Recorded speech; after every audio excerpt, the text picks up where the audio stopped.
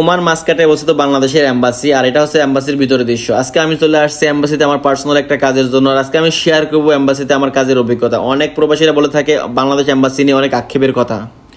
তো গাইস, আজকে আমি সকাল সকালে রওনা হলাম বাংলাদেশ এম্বাসি যাওয়ার জন্য আমার পার্সোনাল একটা কাজের জন্য। আর সকাল সকালে মনটা অনেক খুশি এবং হ্যাপি, মনটা খুশি নিয়ে যাইতেছি এম্বাসিতে।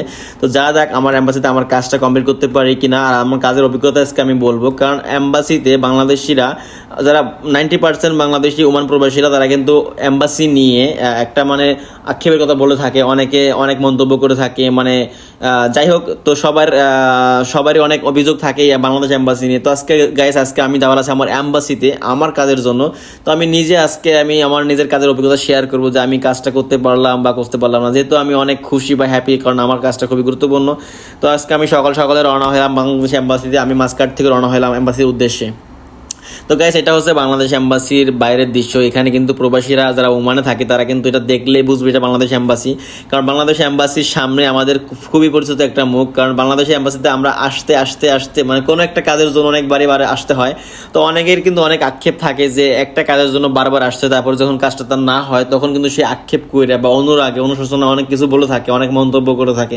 বাট দিন শেষে বলবো এটা আমাদের এম্বাসি। এটা কাজ দেরি হোক আসতে হোক, মানে যাই হোক না কেন, দিন শেষে এটা আমাদের এম্বাসি। তবে আমরা আশা রাখবো যে বাংলাদেশ এম্বাসি আমাদের জন্য আরো ভালো আপডেট করবে, আরো কাজ করবে।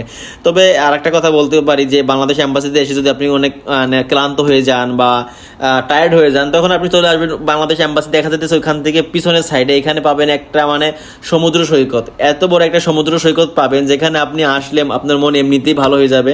তো আপনি এম্বাসিতে যে কাজে আসবেন সেই কাজ থেকে যদি আপনার যদি মানে নাও হয় বা আপনি অনেক টায়ার্ডও থাকেন, বাট বাংলাদেশের এম্বাসি তো ওমানে একটাই আছে যেখানে অনেক দূর থেকে মানুষ আসে। যেমন ওমানে কিন্তু অনেক প্রবাসীরা আছে, আমরা বাংলাদেশিরা কিন্তু অনেকে কিন্তু অনেক দূর থেকে আসে। মানে আমাদের এই এম্বাসিটা আমাদের মাসকাটে অবস্থিত।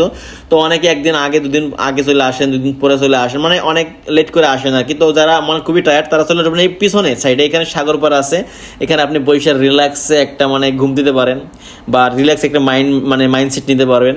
তো ভাবে বাংলাদেশের এম্বাসিতে আমি নিজে কাজে আসছি, তো আমার কাজের অভিজ্ঞতা আমি বলি। তো বাংলাদেশের এম্বাসিতে আমি অনেকক্ষণ আমার কাজটার জন্য আমি অনেক ট্রাই করছি, বাট আমিও কিন্তু ফেল। তো আমি ওইখানে কাজটা না করতে পারি, আমি কিন্তু চলে আসছি এখানে এসে কিন্তু আমি আমার মনটা রিফ্রেশ করতেছি। আর এখানে কিন্তু অনেক টুরিস্ট আছে, অনেক বেবি আছে এখানে, মানে অনেক বেবি বা ফ্যামিলি সহকারে কিন্তু ঘুরতে আসছে এখানে। মানে এম্বাসি যেহেতু এখানে অনেক দেশে এম্বাসি থাকে। তবে বাংলাদেশে এম্বাসি নিয়ে আমার অনেক আক্ষেপ, আমারও অভিযোগ। বাট দিন শেষে অভিযোগগুলো আমি এক সাইডে রাখলাম না, এগুলো না বললেই নয়। তবে বাংলাদেশ এম্বাসির প্রতি আমাদের একটা আস্থার জায়গা রাখতে চাই যে বাংলাদেশ এম্বাসি যেন সামনে আরও ভালো কাজ করে, আমাদের প্রবলেমগুলো যেন শুনে, আমাদের যেন রেসপন্স করে। অনেকে যারা আসছি প্রবাসীরা তারা কিন্তু মানে ফোন দিলেও রেসপন্স করে না, ফোন দিলেও উঠায় না। দেন এখানে আসলে কাজের ক্ষেত্রে আমাদের যেগুলো অভিযোগ সেগুলো নেয় না ঠিক মতো। তো আমরা অনেক বিভ্রান্ত, এই জন্য আমরা অনেক কিছু বলে থাকি এম্বাসির মানে বিষয়ে, এম্বাসির মন্তব্য করি আর কি। তবে আমাদের আশা থাকবে এম্বাসি ভালো কাজ করতেছে, আশা করি আরো ভালো করবে। তবে আমাদের যেগুলো কাজ হয় না বা হবে এগুলো ইনশাল্লাহ আমাদের খুব তাড়াতাড়ি হবে, এবং এম্বাসির প্রতি ভালো শুভকামনা রইল আর কি।